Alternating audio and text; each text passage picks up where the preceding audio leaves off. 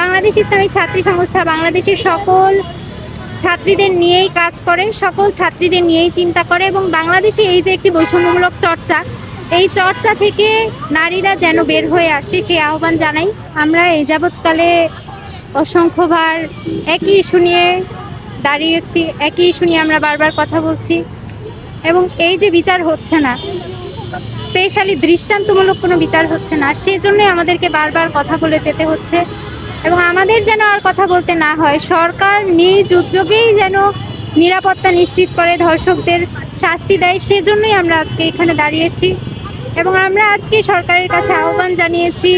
তারা যেন দেশের দিকে নজর দেয়, দেশের নারীদের শিশুদের দিকে নজর দেয় এবং ধর্ষকদের দৃষ্টান্তমূলক শাস্তি নিশ্চিত করে। বাংলাদেশের প্রেক্ষাপটে এটি অত্যন্ত দুঃখজনক ঘটনা, দুঃখজনক বিষয় যে যারা নারীদের নিয়ে কথা বলে তাদের অধিকাংশই সকল শ্রেণীর নারীদের নিয়ে কথা বলে না। তারা দেখা যায় স্পেসিফিক নারীদেরকে অনেক বেশি হেয় করছে, আবার স্পেসিফিক নারীদের জন্য আন্দোলন করছে। তো বাংলাদেশের এই যে নারীদের মধ্যে একটা বৈষম্য আছে নারীদেরকে নিয়ে,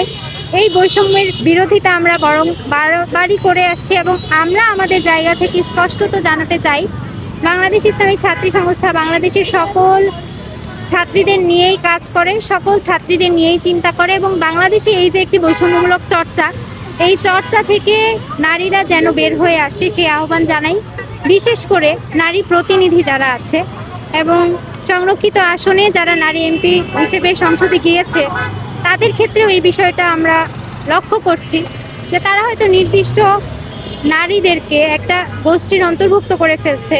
তাদেরকে ক্লাসিফাই করে ফেলছে, তাদের জন্য কোনো হ্যান্ড রেইজ করছে না, ভয়েস রেইজ করছে না।